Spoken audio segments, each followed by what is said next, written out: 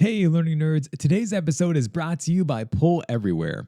If you have attended any of my webinars or workshops lately, you know that I love to use Pull Everywhere. It's a tool that allows presenters to ask live questions and captures real-time responses. I've used it for polls, multiple choice questions, word clouds, icebreakers, and more. It integrates with tools like PowerPoint, Zoom, Google Slides, and even learning management systems. And my favorite part is the versatility because I've used Pull Everywhere in my online courses as well as in-person events. Try out a semester of Pull Everywhere for free by visiting drlukehobson.com/Pull Everywhere. And this is one more reminder, folks, about the next upcoming live session that's called The Power of Visuals, How to Enhance Learning Through Effective Design. This is hosted by the Instructional Design Engagement and Support Team at UMass Amherst, and it's going to be taking place on Thursday, February 26th from 2 to 3:30 p.m. Eastern Time. Inside of this session, you're going to be hearing about topics such as how does visual design influence cognitive load, attention, and comprehension? What are some simple layout and alignment techniques to present information clearly? How can you choose colors, fonts, and images that are both appealing and accessible, and a whole lot more. And the best of all, when they told me about this live session, was that they mentioned about the lineup. The lineup is stacked. It includes some very well-known instructional designers such as Connie Malamed and Tim Slade. So be sure, go down below inside our show notes and sign up for that today, and that will be happening really soon. And with all of that said, let's start the show. Hello, learning nerds, and welcome on in to the nerdiest podcast that you're going to hear today. I'm your host. My name is Dr. Luke Hobson, and I am obsessed with instructional design. And I consider it my purpose to be able to help you learn more about teaching, about learning, and about design, and how we can make your learning experiences meaningful, relevant, and interesting for your audience. And of course, you can find all the fabulous resources that I have for you over at drlukehobson.com. And on today's episode, you're going to be hearing from my friend Jason Gorman. I've known Jason for a long time now. He is the founder and CEO of Jackrabbit Learning Experience, as well as the co-founder and strategic advisor for Story as a Service. I reached out to Jason asking if he wanted to come on the show because I have heard from you about your concerns within the job market and thinking about whether it's AI or it's layoffs or talking about ageism or you just simply can't get an interview and you're really struggling. Well, what else can you do? Are there other different types of pathways? And one of the things that I always think about and some of the things that I hear is with entrepreneurship. Now, I don't view entrepreneurship as like a last resort or anything of a sort like that. You can certainly capitalize on things right now, even if you are currently an instructional designer and you're thinking about, well, what else can you do? And I saw that Jason made a post the other day, literally calling out all of these different concerns and basically trying to help out people to say, hey, I am inside of this instructional design space. I have worked in higher ed. I have worked for these other different types of corporations. Let me walk you through how to do this. If you want to set up a type of your own company, if you're thinking about making an LLC, if you want to do webinars or workshops. So I reached out to him basically saying, hey, I'm seeing the same things, man. You want to come on the show and let's just chat about it with people to discuss more about entrepreneurship and what you can do if you are thinking about this instructional design entrepreneurship realm. And we come at this in two different angles where I currently still have my full-time gig and my other part-time things. But of course, I do workshops and webinars. I've done a lot of freelance work. So I kind of share more about my background in this space. And then Jason, who has his own company, shares more about what it's like to actually start everything up from scratch and try to figure out what's the first move that you should do, who's the first hire that you should make. We talk about LLCs, we talk about rates, we talk about where to find clients. So we just really go through the gamut of everything around if you're trying to figure out what to do from this type of an entrepreneurship perspective. We pretty much cover it in this episode. So I'm not going to waste any more time. Here is the one and the only Jason Gorman. Jason, welcome to the podcast. Thank you, Luke, for having me. Of course, man. Of course. I can't wait to dive on into everything. But before I get ahead of myself, would you mind introducing yourself to the audience? Tell us more about who you are and what is it that you do? Sure. So I am the founder and CEO of Jackrabbit Learning Experience. We've been around for coming up on 8 years in July. Jackrabbit does consulting, design, and development in the e-learning space, mostly for adult learners and mostly for mission-driven kinds of organizations. I'm also a co-founder and strategic advisor at another company called Story as a Service. We're a communications strategy firm for mostly higher education and also learning professionals. Those are some of the things that I do. Those are the two businesses that I'm involved in running, I guess. Awesome. Awesome. Well, I'm so glad that you're on the show today because I've been thinking about this for the last couple of months of having someone actually come on the show just to talk more about different types of alternatives for those inside of the learning and development space. Because right now, as I'm sure, but you're aware too, is that the job market is really challenging. And whether that is because of ageism, AI, layoffs, funding being cut from the administration from a higher education perspective, whatever it is, there is a lot going on right now. And then I saw your post that literally described all these things to say that, hey, right now it is really tough. But one path that you can take is going down this entrepreneurship path, which I was just like, yes, Jason, come on the show. Let's talk more about this because it does not get as much attention as it should. And thinking about all of that, in your opinion, what are you currently seeing? What has changed? Like, why are we currently talking about all these types of negative things in our space right now? Well, there's a lot that's changed. And I would say there are a few things that are impacting everybody in our field. And then there are a few things that are impacting, unfortunately, older folks, even mid-career, right? And older folks in our field. So I'll start with things that are impacting everybody. Instructional designers, which I know are most of your audience would maybe self-identifies as instructional designers. And just for context, that's my background. I trained as an instructional designer. I have a master's in instructional design from UMass Boston. I worked in higher ed for 10 years. I went on and did other things. But I have that background and I am a designer. So one of the things that I just know is true is that in downtimes, any downtime, it will always impact our field. One of the things that businesses and organizations tend to cut back on is training and learning and development of content. It's just one of these levers that a CEO or CFO is going to pull early in the process of cutting back. And this is just an unfortunate reality of our business, of what we all do. There's nothing really that any of us can do about that, other than try to diversify what we do, which is sort of the point of our conversation here. But that is just almost a law of physics that I think we are all working against, and that is true right now. The market is not favorable for lots of organizations and for lots of different reasons, and that is going to impact us sometimes first. The other thing that, here we are 3 seconds into our conversation, right? AI. So we haven't talked about it yet. We've got to talk about it. AI is the other thing, right? And I think, look, there are hiring freezes across organizations. There is a general sense or just outright directives that people need to be doing more with less using AI.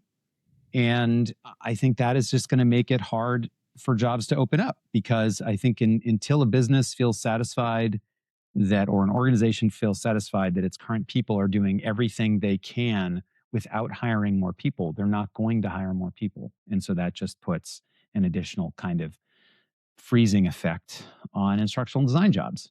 And then there is the ageism bit. And look, I don't think this is new, but I can tell you that I see it all the time. I see it with my friends, colleagues, people that I know are incredibly talented and great communicators, and they're just having a harder time finding work than they should. And I think it's a combination of the things that I mentioned before. And I think it is also a bias towards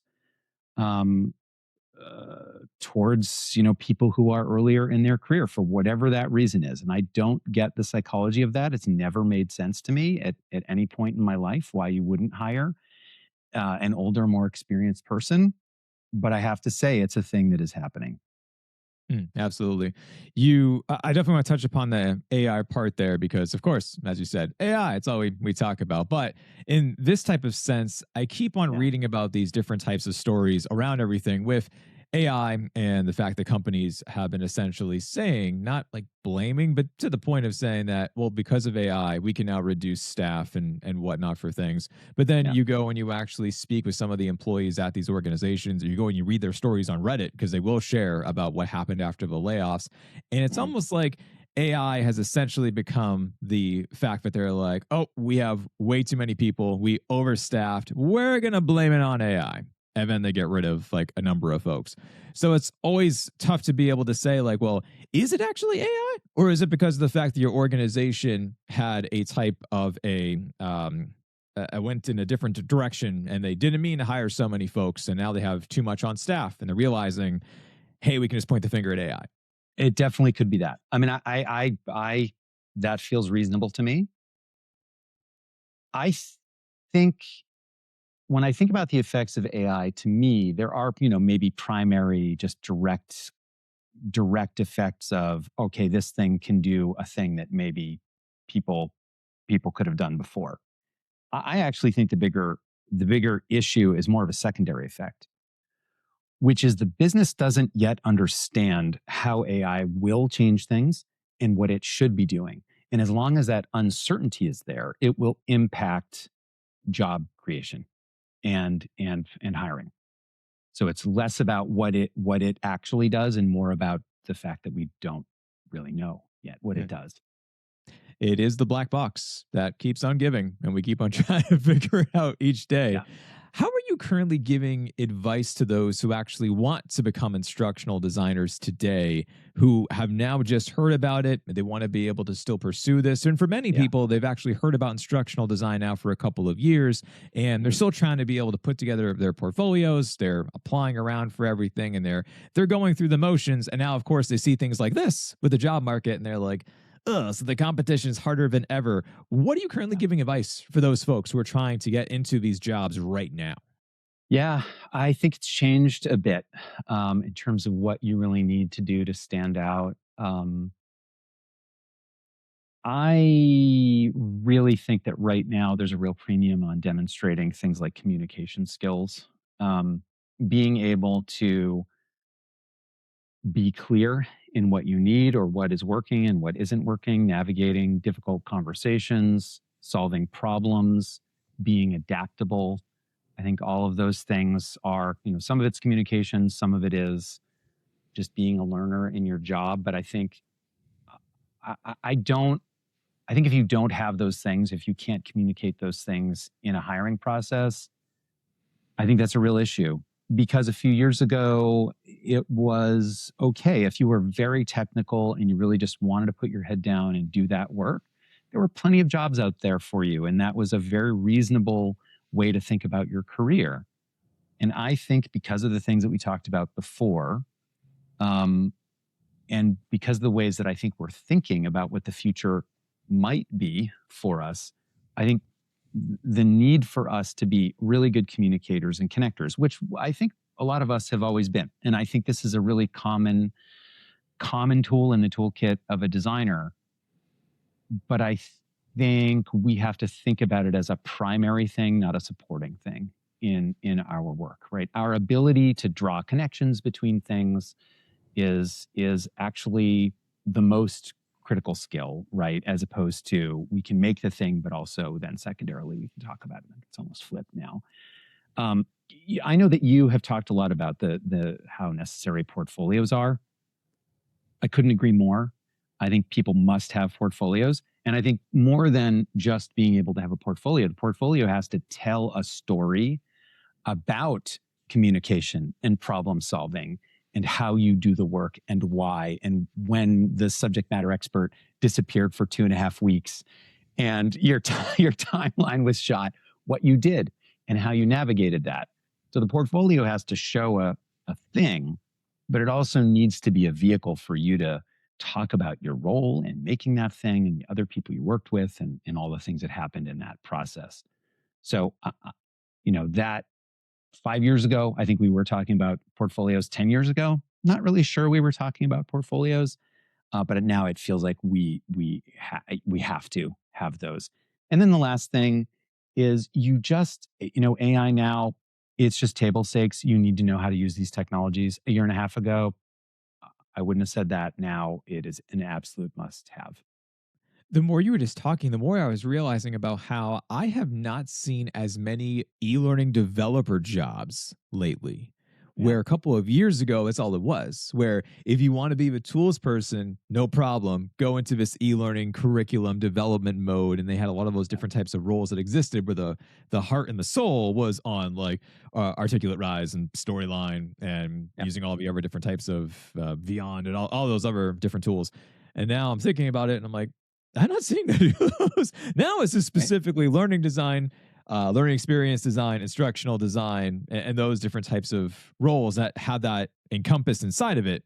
And as you were saying, you're now focusing more on the communication skills, the human skills, the project management skills are a Yeah. must for Yeah. portfolios too, for showing that. And like that is crucial now for everything. Yes, definitely.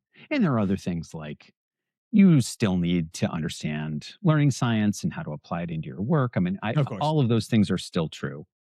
Um, but we're just in a world where we have to find what are the human, and this is going to go directly to our entrepreneurship conversation. The most important thing we all need to do in whatever market we're operating in, right, as employees or as entrepreneurs, is we have to be able to differentiate ourselves from other people who do similar things. And now, in addition to differentiating ourselves from other people, we have to differentiate ourselves from the technology because the technology is capable of things. And so, one of those things is the communication and being good with people and being a connector. That is a critical differentiation point for us. Yeah, absolutely. Wait, let's talk about entrepreneurship. Let's dive on into that because this is something that does not get as much attention as it should. Mm. And it still has always kind of surprised me when I hear from some folks that the entrepreneurship pathway, and whether that's B2B, B2C, B2G, for business to government, whatever you want to be able to do, Yeah. or if you want to do Yeah. freelance or whatever you want to be able to do from thinking about yourself now as an entrepreneur, what I have heard from a lot of folks over the years was that like, that's the fallback plan. That's the Uh, backup plan. Is that like, oh, if it all pans, whatever, I'll just go and do that. And I was like, hey, that's not how this works.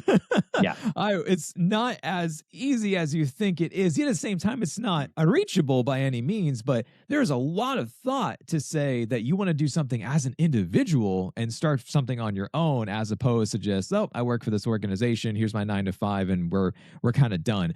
Why do you think there is a misunderstanding in the field around what actually goes into being an entrepreneur in the L&D space? It's always a leap of faith. I mean, if you're going to go out on your own, I think part of the challenge is that you just have to say, I know 10% of what I'm going to have to do in this business really well. I'm very, very good at that 10%. And then the other 90%, I'm going to have to learn on the job. And I think it's really hard to appreciate that 90%. And no, initially that's not true. I will say, when you first got on your own and you're doing the work, you're probably going to be good at 80% or 90% of the stuff. But if you grow and you build an organization, that just becomes less and less true over time. Um, and I think the reality is that people people want to go and do the thing that they want to do, and then there are all of these other things that you're just unaware of that you need, that nobody tells you need. There's no trigger to go out and buy insurance for your company or form an LLC or set up your HR function. You have to figure that out in the moment, and that's a challenge. And there are also other things like managing your finances differently. If you don't have a paycheck, it's a regular paycheck coming in every week. That is a very different mindset. It's not impossible, but there are psychological challenges that come with these things too. Um, some people, I mean, for me, I will just say, transitioning from a job to being a business owner, I've always felt that this is easier than having a job, just for me personally. Some people try it and it's not for them, and then they go, and that's fine. I think figuring out what is right for you, it is really, really important. It's not a one size fits all. It's very much about personality. Um, so I wouldn't say that there are universal misconceptions or universal stumbling blocks. I think a lot of it has to do with the individual and the kind of work they're choosing to do. When you were starting Jackrabbit, did you start it Yeah. while you were working at a university or anything else? Or did you make like this type of clean cut to say, this is my decision. I'm going all in. Goodbye, 9 to 5, and I'm going to start wearing my entrepreneur hat full time. Yeah. I had been at an organization leading the learning experience design function. And then I left there to go to kind of a startup. And while I was there, I realized that I wanted to do my own thing. And I started on the side figuring out what that could be. And then I was laid off along with everybody else in my company. The whole thing just went away. And I was kind of pushed into it. But thankfully, I had thought about it a little bit. And I did have a couple of people that I had been talking to who I knew needed work. And so instead of directing them to other people in my network, I just said, "Hey, guess what? I'm available." So I got very lucky in some ways at the beginning because I had existing connections that just made it work out for me. But it was a combination of planning, but then also somebody making me do it almost by just letting me go. I mean, and that's usually how, from reading from different types of entrepreneurs, that's usually it, is that you get pushed out of the nest and Yeah. say, good luck, you now, you are forced to now do this. Right. Where it's kind of weird because for my world, I still do everything full time for MIT. I teach at the Hmm. University of Miami and everything else. But I've always had this type of this like scratch that the normal full-time job can't itch, where it's like, no, I want to write this book, no, I want to do these workshops, like, no, I want to be able to teach this, and that was something else where I was like, Yeah. can I figure out how to do this outside of the normal 9 to 5, where if I do this work nights and weekends all the time, would this crush me? Does it actually fulfill something? And it did, and it actually gave me this Hmm. whole new sense of purpose that my Yeah. normal roles, while I love them, it just didn't really fully click for me. Whereas for now, it's just like, no, that is the passion, is trying to be able to do things like this with the podcast and with all the other things of, no, I want to connect with my learning nerds. Like, this is fun. I want to try to be able to do this more. And of course, to get compensated at the same time to keep on doing it, to make sure I'm not just, grinding myself into dust with all the jobs that I do. But it's always interesting to hear about how some people go full time, how they try to Yeah. dabble part time, or like what they do for things. Yeah, well, and actually, I think this is a really important point. If somebody's listening to this and they're really thinking about making that kind of leap, I think you have a natural advantage as a designer. So, as a designer, y- y- there are some things that you can just directly translate to the process of going out on your own. I think what you can do is think about it as initially as a prototype. So instead of just making that transition, like ending one chapter in your life and turning the page, no, just design the thing that you would want to do. Just identify what is the work that you'd want to do on your own. Find somebody who needs that work and go do it. And you don't have to, it doesn't have to be full time. It doesn't have to be a lot of hours. But I think to go through the motions of reaching out to somebody, seeing if they need work, securing the deal, figuring out what that contract looks like. Do you need a contract? I don't know. How much are you charging? Right? Going through the work of scoping a project, tracking that project's process, reporting on a weekly basis in a different way than you might with your employer, completing a project, having those check ins, right? All of those things. Go through those motions, right? That's a prototype. Think about those things as a prototype and learn. And I think the important lesson here is that jumping in, sometimes it is, a benefit to get pushed out of the nest, but sometimes it's a benefit to go and try it and see what it's like. And because you're going to learn a lot after your first time through. And it is obviously the safest thing. If you have a full-time job, do it on the side, build it on the side. It's very doable. And, those would be some things that I would really advise people to do now. If you're really thinking about it, if you really think that maybe someday you'll do that, go and try it. Go and try it. Oh, I'm glad you said that, because whenever you listen to like an entrepreneur podcast and you're like trying to get a sense of what exactly should I do? From some of them, they're like, quit your job today, start your new thing. And I'm like, no, no, don't, don't quit your job today. So some of that advice out there from the more influencer crowd of this is a bit different. And hence, obviously, our world is much more tight knit and it's certainly a lot different. So trying to be able to give folks some actual real advice on what to do. I'm glad you're here to be able to talk about that. Thinking back to 7, 8 years ago when you did start up Jackrabbit Learning Experience, what were the hardest realities that you weren't prepared for that you tried to have to figure out how to be able to do? Yeah. I mean, the hardest things for me personally are the things that feel like red tape. There's just like a massive psychological weight to me of, I kind of named some of the things. What is business insurance and how do I get it? Or when I had to set up payroll or when I had to hire a bookkeeper. I didn't even know what a bookkeeper was. How is a bookkeeper different than an accountant? I had no idea. I had to figure that out. And then I had to figure out how to hire one of each. And then I had to figure out how they work together. I didn't know any of these things.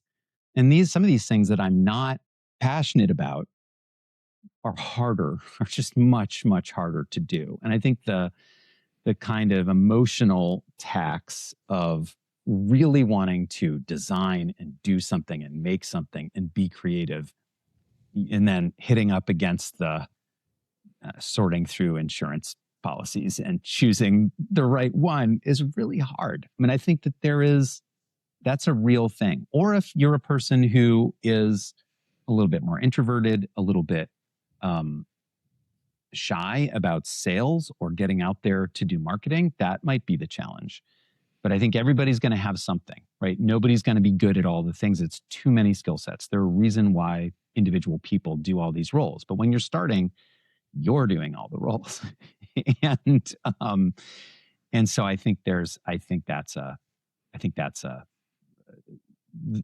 the kinds of things that you don't know how you're going to react when you go into it that are major considerations, right, that you might not be prepared for. Another thing that I would mention that's really more in the work is that when somebody's hired you to do something for them, you are on the hook in a really different kind of way than when you're an employee. If something goes wrong, it's your fault. It doesn't matter if it was somebody else's fault. It's your fault. Or if it was partially somebody else's fault. You're going to be on the hook. You're going to be accountable. You're going to be responsible. You're going to need to fix it. You're going to need to understand what happened. You're going to need to own it. And that's different than being an employee, right? All the politics that all of us hate about working in a large organization, you don't have to deal with those. That's the benefit.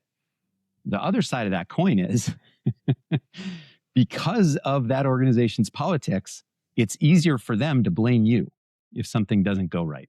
And so there are a lot of ways to mitigate those things, but I think that's an important thing to be prepared for. It's a very different dynamic. So on the flip side of that, what were the positives of starting off on your own? Yeah, I mean, honestly, a lot of the things that people think about it typically as the positives were the positives. Having more control over my time, having a lot more freedom in what I chose to do, having full creative control as a designer. One of the things that I had frustrations with in past jobs is, I would be like leading the design function, and I would have tension with the head of user experience design or the head of project management. We just didn't see eye to eye on how things needed to progress. And one of the things that was just nice about doing my own thing is I could do it any way I wanted, and there was nobody to push back on me. And so as long as it worked, that was fine. So those are great. The other thing that I didn't anticipate is that the creative control over what the business is, what you do, how the business operates, how it's constructed. I used to think that businesses were all fundamentally the same, and that's wrong. All businesses are really fundamentally different. Even if they do really similar things, the way they operate, the decisions they make, there is really no perfect playbook for whatever anybody wants to do. You have to go and make it up You have to invent it. That's really cool. If you're a creative person, you like building something. To me, the most creative thing I've ever done is business building. It's incredibly fun. So that to me is one of the greatest positives. When you can start and actually build your own culture from scratch, that's gotta be awesome. To It's say, great. here's what it's gonna be like, and it's you. Exactly. Yeah. Culture, processes, yeah, identity, You sure purpose. Yeah, you it's don't want to great. establish some crazy hierarchy like higher ed? It's super fun. Gotta love it. Yeah, there's some things that I really miss about higher ed, and then there's some things that I miss a little less. Yeah, I love the fact, and I've told this before, that with my current title, I'm the assistant director of instructional design, and then you're like, oh, so who's the director of instructional design? Oh, there is none, and it's because that. And it's just like, wait, why? And it's like, oh no, it's like you can only get promoted to such a level before the next promotion because Yeah. of fun higher education rules. And you're like, Yeah. but why? And it's funny because my boss tried everything and they're like, nope, HR's like this. It's like, okay. So Mhm. I'm going to assume that's not happening right now within your world. So, I you mean, I don't think so. I hope not. If that is happening, then I'm not aware of it. But no, it is not happening, and it's definitely not know. something I want. So when someone says to you that they want to actually start this entrepreneurship journey, they have been thinking about it and they're ready to be able to do it, what is the first step that they should take? Okay. Um, the first step is to do something. Entrepreneurship is about action.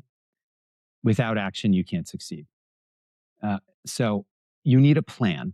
So I think it's really important to understand fundamentally what you want your life to be if you succeed. That is actually the most important question that should anchor everything else. Your own personal fulfillment and success is the most important thing, because if you are not serving that, you won't be happy, and it's going to be very hard to be successful. That's really important. You need to know that. And then you need to understand what you want your business to be and what your service offerings are. Those things are all critical. Those things happen continuously in this process. So because that's true, action is the most important thing to do first, right? So, and that could be write down very quickly what it is you enjoy doing the most and what you think is valuable for people. Do it quickly. And then go to LinkedIn, to your list of contacts, identify 20 people that you can reach out to, and not sell them. You can just say, hey, I'm going to take a little time on the weekends or in evenings and do a little work doing this kind of work. I just want to let you know. If you need that or you know anybody else who needs that, let me know. That's really important action. So doing that is really critical. Or, while you're doing that, you could also do something simple like write a one pager about what you do. And right. So if somebody says, okay, that's interesting, I want to show something to my boss, then you have something ready for them. That's another simple action that you can do. Other things that are more kind of marketing, network. Just go and meet people, meet a lot of people. And at the end of the day, it is your network. It's the people that you know and who trust you that are going to be your biggest advocates. And that's really how you're going to build your business initially. And then if you can build greater awareness of what you do down the line, but that takes time. It takes time. But initially, it's really about getting to know people and developing trust, because the things that we do for organizations, very often there is a lot of risk in the things that we make. And for somebody to hire you to do that for them, you can't be a rando, right? You've got to be trusted. And so that's not something that somebody just goes to a website, clicks a button, and makes a purchase, but they have to know you. So that's important too. So networking, and then keep learning. I think if you're gonna do this and learning about what you do, but also learning about what bookkeeping is, learning about, right, what you might need for insurance. I think just figuring out some of those things as you trying to anticipate the things you might need and going and just finding the best book on the topic and reading it is also a good thing to do. But action first. Love everything you said. I did many of the things that you just outlined too, and trying to do it. Not full time, obviously, but from a part time perspective, I Yeah. had a really old whiteboard, and I have a my purple magic marker that I use for everything. Where I was just like, I'm gonna map out what the heck does this thing look like? Because at the Mm. beginning was this like podcast question mark, YouTube, maybe book. It's just like, and then finally it was like, well, what if I map this out? Like, what does this actually look like? Because for Yeah. me, because I have all these degrees, I have a ton of student debt. So like, Mhm. how do I make this go away? And it was just like, if I can try to be able to get an extra $500 a month, that's amazing. That Yeah. literally takes care of two payments. So how do I make that happen? And I started to be able to map things out to say, if I get a sponsor for the podcast, that will take care of this. If I sell so many books, if I get invited to do so many talks, and that was all. Mm. And I still have the whiteboard in my office over there. And at this point in time, it's warped. It looks terrible. And my wife was like, why do you still have this? And I was like, this was my baby. This is the thing Yeah. of like, here's what I want to do. Like, 'cause I'm never going to get rid of this. But that was my first step. And I exactly love as you that. described, try to figure it Love out. it. Yeah. That's great.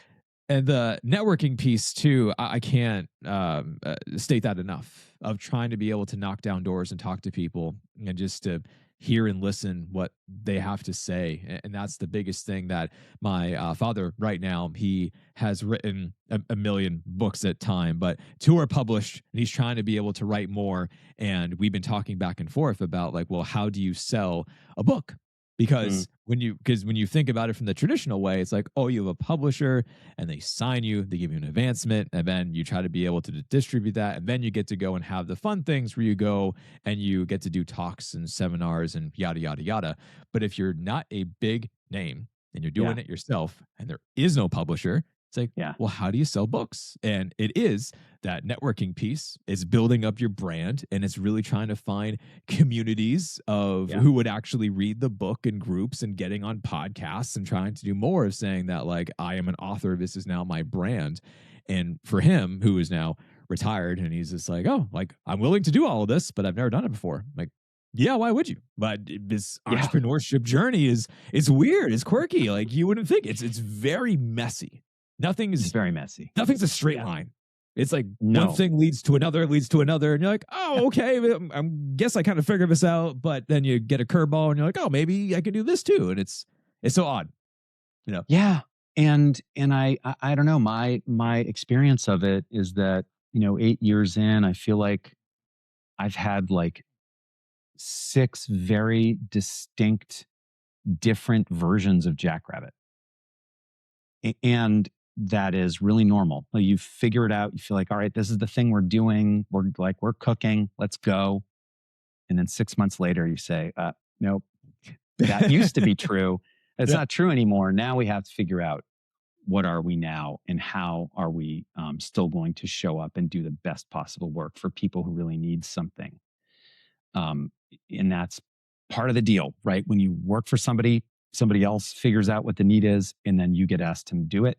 And one of the hardest, in my experience, parts of being an entrepreneur is staying keyed in to what the need is, so you can change what you do to serve that need, right? That's really, really critical. This idea of product market fit. How are you fitting? How is your service or product or whatever it is that you have, how does it fit with a real as big as possible need in the world? So when you were trying to think of that type of need for what people were looking for or haven't yet identified, but you could actually help them out with your solution for everything, what was your path for trying to find the right audience? Were you thinking of institutions? Were you thinking of individuals? I mentioned B2G moments ago. Like, Yeah. what path did you take to figure out who your audience was and how to best serve them? I mean, I've done this in a lot of different ways. So, having a higher ed background, my initial thought was, well, my clients will be higher ed clients. And I have had lots of great higher ed clients over the years.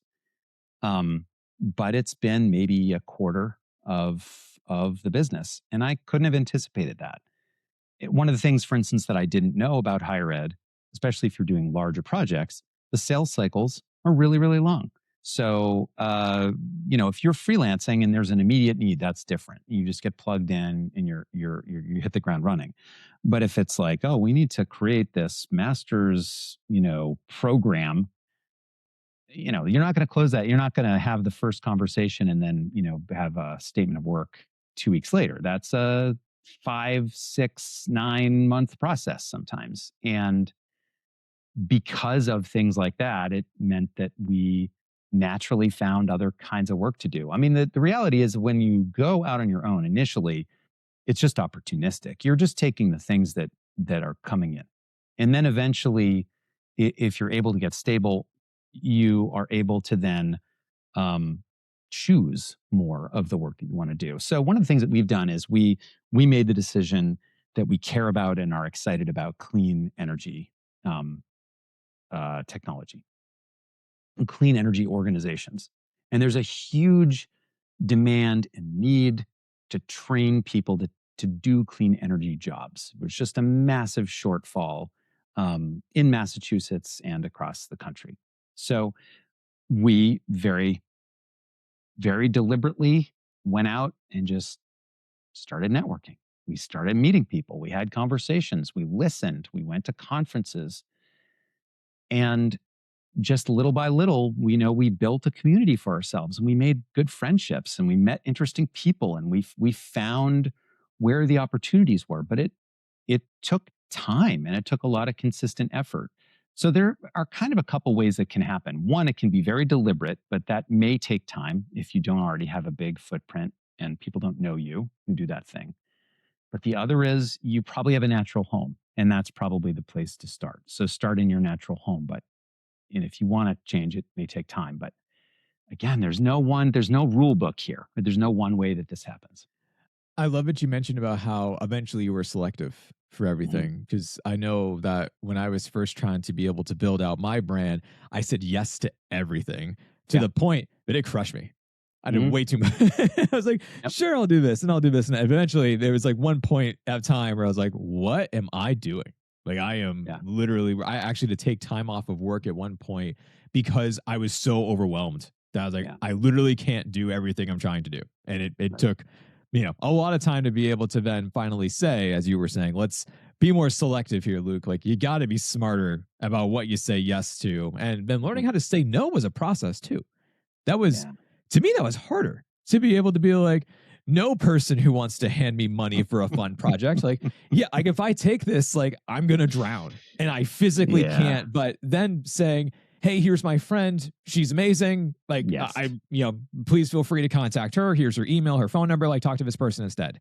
And I did a lot of that over the years, which helped me to figure out which ones were right, which ones were not the best fit for me for times. I that's so important. And I heard somebody say once that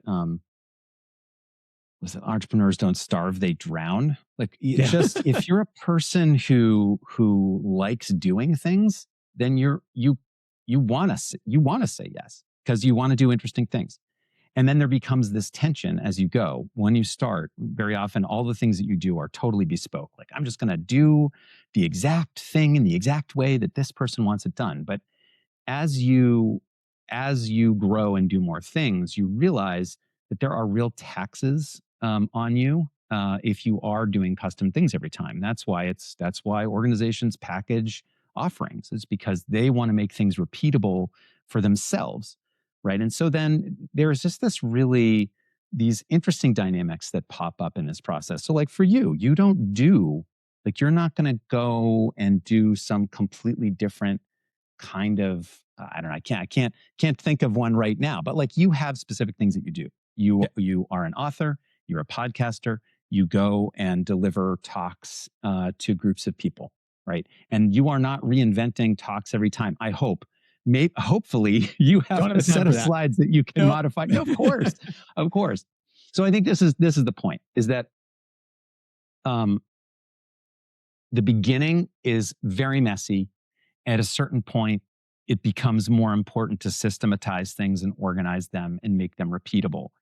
When that happens, there's no trigger point where it's like, oh, today's the day where I systematize everything. It happens over time, and it's a process. So one thing I'd love your opinion on, because I struggled with this when I was first doing everything, was pricing and trying to Yeah. figure out, what do I charge? And I mean for everything. Like for the book, it was Mhm. originally $29.99 because I was searching other books on Amazon and I was like, Sure. okay, maybe it's $30. And then over time I was like, all right, I think $20 sounds more practical for things. Same thing when it came to delivering workshops, where at first it was just someone said like, here's what we offer. I was like, all right, I guess that works. And then Mhm. over time I was just like, actually, I'm putting in like 4 hours to prepare for this. $200 does not make sense for me to Yeah. accept this. Yeah. And then Yeah. same thing if I'm traveling, then it's like, oh, well, then now I have to figure out travel reimbursement and everything of a sort like that. And I did a lot of experimentation to figure out, hey, if you want me to come and do this thing, and then I would say a big number, and I'm like, I don't know what they're gonna say, and then they Mhm. say like, that's a little bit too much. How about a 500 instead? I'm like, oh, okay, that's fair, great, sure. And that's kind of how like I eventually figured out my own pricing for different products and services and whatnot. How did Yeah. you figure it out? Did you use a did you do the same of experimentation? Did you have like a formula? How did you figure out pricing for Jackrabbit? Yeah, I would say the easiest thing to do when you're getting started is to understand, how much money what is the money you need to live on? That's your baseline. You never want to make less than that. You generally want to make more than that because you're going to have lots of cycles in what you do. Have busy months and less busy months. It's very normal. So you need to understand your own baseline. What is your baseline? So an easy thing, like let's say your baseline is, let's choose a number, $50,000 a year. I don't, I don't know. Man, that's That's low. very Sure. low. I know. Let's say it's $100,000. I just want to find a round number. Sure, that's Let's say it's there. $100,000. So $100,000, by the way, that would have to be $100,000. That's your salary. Those are, that will include the taxes, right? You're paying, you think like you will have to think about these things. It's your insurance, like personal health insurance, it's your business insurance, it's whatever other expenses whatever that number is. You need to know that number. That's really critical because you have to determine early what is your baseline hourly rate to get to that number. So, a really simple way to think about it. So, if you're working in a full time job and you're working 40 hours a week, and that is a very reliable 40 hours, your rate is about, so if you're making $100,000, 40 hours a week, your rate is $50. It's about $50 an hour. And so it's you take the number of your salary, you cut it in half, and then you knock off what, 3, 4 decimal points, right? So that's your hourly rate ish. So if it's $200,000, then it's $100 an hour, right? But when you're working on your own, you're not going to be working 40 hours a week billable. You're not going to be billable at that rate. So I would say the safest thing to do is double that rate. So if you need $100,000, the minimum you really want to charge is $100 an hour. Now there are major exceptions to this, right? If you are not going out and finding your own work, you'll get less. You're going to get closer to the 50, and that's because somebody else is taking on the overhead of finding that work. But if you are going and finding all your own work, you have to pay yourself. You have to find a way to compensate yourself for that time. So anyway, that is just a good rule of thumb. It's going to be somewhere between that 50 and 100 is right. And then as you get into more demand, or if your skills are more specialized, you can ask for more and more money. Um, if you're in demand, then then you can literally say to clients, "I'm in demand. I, there are 2 other people who need my time at this time. I need to be able to charge a premium," and that is when your fees are able to go up. Yeah. Um, but so that's just the hourly picture. I'm just going to add on a quick caveat. There are a lot of people that do not feel like hourly is the right way to charge. So you might charge sort of a value pricing way. I'm going to make a thing. I'm going to charge this set amount of money for that thing. That's another way to do it. but you need to be able to understand that you're going to make money in that situation. You can charge a day rate instead of an hourly rate. There are lots of ways to do it, but I think if you work out that hourly rate bit first, that is the most important um, first step. Do you have a preference for which way that you bill? Uh, yeah. So my preference is hourly, and the reason that that's true is because anybody who's done this work, you know that you do not have all of the details about what the project is going to be like when you are in the middle of the project. So if somebody says, this is no big deal, it's just like, I've got these 25 slides and I just want to make them this other thing. And then you get in the project and you're like, oh, wait a minute. But actually they have 3 friends that they want to, film to be a part of this, or these are the slides, but they want to change all of the graphics that are in the slides, or they actually need a lot more, guidance than I originally imagined. You just cannot figure those things out before you start. And so if you give a fixed price, then you're locked in and you just have to do the you have to do the work. If you're hourly, then you can communicate early and say, yes, I can do that. I can do this additional graphic design. I think it's going to be another 10 hours. And if you're okay with me doing those 10 hours, that's great. I'll just do them. But if not, then I won't. I won't. But it's their choice, right? As opposed to you just having to fulfill the contract. There are reasons not to go that way, also, but that is my preference. I will say for my business, one of the weird things about AI is that like every day it changes the amount of time it takes to do something. And so this is something that we have to reconcile with too now, which is um, how do we get the most value out of our expertise for using these tools when the amount of time to do something goes down? And if I'm not getting paid to learn the tool, but that's actually now becoming a bigger part of my job, I have to think about how to factor that in. So I also prefer doing hourly. And the reason why, and I know it's pros and cons to every Yeah, method, but I got to experience before of just here's the contract. It's going to probably take yeah, you 30 hours. And I was like, okay. And then sure enough, it took me way over that. And I was yeah. like, well, now I'm locked in for 30 hours. and Right. I told them and they were kind and like, oh, we'll figure something out. And I was like, all right, great. But I know that that's not the norm. And that was just someone being gracious and acknowledging that what they thought was a 30-hour project was more like 50. And that's when I was like, I don't think I'm doing Yeah. this ever again. I'm just going to do hourly. If you choose to do that, what you have to do is scope it really carefully. And so I think one of the mistakes that people tend to make out of the gate is not really, it's hard to know what the scope of a project is. So what you need to do is really nail it down in your agreement. And then you have to have your assumptions. I'm assuming that all of these things are true about this. And then if any of those things go wrong, then you can have a change order conversation. So if you've agreed to that 30 hours, but it turns out that it's 50, then you can go back and say, look, we're actually going outside of our scope. Our assumptions, like we had an assumption that this wasn't going to be true, but now it is. So we need to talk about changing.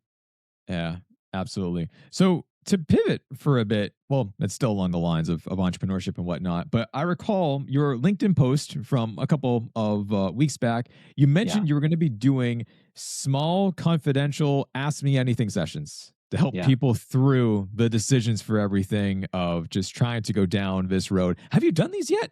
I actually don't Yeah. know. You Yeah, have? I did. How have they Yeah, I gone? I did one. It was a single session, and a good number of people showed up, and it was really interesting. Everybody was in very different places.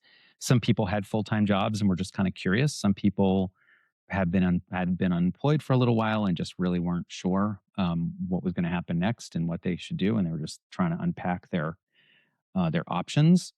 Um, the common theme is that people were really all interested in how to think about their value and how to communicate their value. I was a little surprised by that. I actually was anticipating like a lot of technical questions about setting up LLCs and stuff, but people came in with much more thoughtful questions about where do I fit? How do I demonstrate that fit? Um, how do I think about matching myself into the right opportunities? So that was a lot of the conversation. What I will say though is that People didn't ask enough questions about sales and marketing. I mean, look, you don't have a business if you can't sell. I mean, I just have to say that if you can't sell, don't do it, because you just have to be able. And that doesn't mean being a used car salesman. It just means being able to be articulate about what you do and why it matters and how you can help people, and being honest and clear about those things. Sales is about just communicating value. That's it. It is a different type of a beast to be able to put together a pitch deck and to be Yeah. able to actually do that. If you've never done it before, where the first time you're doing it and you're like, oh yeah, okay, I can figure it out. But Yeah. it is definitely different. So the art of selling in a way that, especially for educators who are listening to this, because I know for you and I who have both worked in education, when you think about sales, you're like, ew, no, no, no, no, that's Mhm. bad. And you're like, but no, wait, hold on. It can be a good thing. You're now doing your own journey of learning design. Like this Yeah. is a necessary part of the job, unless if you have someone who does this for you. But I'm assuming you don't. So Uh, you got to know about sales, marketing, and follow ups and everything like that. Yeah. Yeah. Yes. All those things are important. But like, here's a really, so, because I get the aversion to sales. Here's a really simple thing though. If you really believe and care about what you do, that's all you need. Like, you don't want to sell somebody something they don't need or that you don't care about. You want to sell the things you're passionate about, that you think matter and make a difference in the world. That is when you are at your best. Selling is when you're making an honest pitch to do something that you think will make a difference. Right? That, that's what sales is. And then it's the follow-ups and the figuring out how to have the next conversation and answer questions in the right kinds of ways. Sure. But at base, being passionate about the thing is is the most important Yeah. part. We're not selling protection plans or No, some other crazy insurance or something. It's like, exactly. no, no, no. Like you're trying to solve this type of problem for them. Here's the creative solution. Let's get results. It's Yeah. not, it's nothing murky like that. What did take me a bit to also get comfortable with too, and it's being transparent, is the amount of communication that it took to get some things done. Where Mhm. you acknowledge, like, hey, I emailed this person on Monday, still nothing back. Should I wait a couple more days? And it's just like, no, be relentless and, and constantly reach out, email, phone, text. Obviously, not Yeah. to the point of bothering them, but and then finally you get the response back of like, oh, sorry, got buried in my inbox, was traveling, blah, blah, blah. And you're like, yeah, that's how it happens. But you still want it to be top of mind for things. It kind of Yeah. reminds me about if I have a student who forgets to do their homework or they have something Mhm. come up and I can tell that they're gone, where I keep Yeah. on reaching out. You're like, what's wrong? What's going on? Are you okay? Like, and it kind of reminded me of that. I'm like, oh yeah, it feels the same. I'm just like Mhm. always checking in, not to the point of annoyance, but like you keep on doing it, kind of a thing. It's uncomfortable. It can be uncomfortable. But I would say one way to make it less uncomfortable is that in that outreach, continue to find ways to be helpful. Hey, look, I know in our conversation you mentioned that you needed this, or you had this thing that you were trying to work on. I have thought about that a little bit. These are some thoughts on it. Would love to talk about that element if that's really weighing on you. I think, again, every time that you can show up and give specific value in any kind of sales situation is just the winning thing to do. It's also the right thing to do. It's just a good thing to do, right? If you're just a person who likes other people and cares about their work, help people for free. Like, that's a really nice, yeah. Now, there's a limit because then you can get taken advantage of. But I think in a sales conversation, be generous with your knowledge and your advice. And I think that is also really helpful in this, because then they want to talk to you again. Yes. And then they'll refer you. We're like, Yeah, hey, you were right. phenomenal with our project. Talk to so and so about the next project, which Exactly. that's been a huge part of this journey for me is word of mouth. Doing Yeah. a great job on one leads to another and it leads to Yeah. another. And that's happened for sometimes for years. That carries over. And you're like, wow, Mhm. that actually really works. Great. Just do a good job, Luke. Understand, follow through. So, yeah, makes sense. Jason, I know I've already taken up a lot of your time. Where can folks go to learn more about you, about Jackrabbit learning experience, everything else? Where can folks find you? Yep. So it's just jackrabbitlx.com is the website. So you can learn about Jackrabbit there. There's a link to my podcast up in the main menu. in a blog as well. So if you want to hear that, you can find that there. The other company is Story as a Service, and that's story.as. You can find me on LinkedIn. Just search me. I'm there much more than I should be. Spend way too much time on LinkedIn. Those are the main places to find me. Awesome. Well, Jason, thanks so much for being here and for having this conversation and for being transparent with everything, because it's not talked about enough when we take things behind the scenes to say like, hey, here's how things actually work. Let's talk about that. So I really appreciate you being here and sharing everything. Grateful for the opportunity. Thanks for having me. A big thank you to Jason for coming on the show. Folks, I hope you enjoyed that episode. Be sure to connect with him on LinkedIn. Once again, go down below inside of his show notes and you can find him over there. If you listened all the way through to this podcast episode, I'd encourage you to do what other wonderful and incredible people do, which is to leave a review for the show. I'll always ask us. Reviews really help the show to be able to grow. So whether you're listening on podcasts or Spotify or whatever else, always appreciate those reviews so much. And if you haven't yet, subscribe to the LinkedIn newsletter, Confessions of a Learning Nerd. That's been fun to be able to chat more about with all of you and a number of different types of circumstances around instructional design, learning science, and such. So that's been a blast. So be sure to subscribe to that one. And that, my friends, is all that I have for you today. Stay nerdy out there. I'll talk to you next time.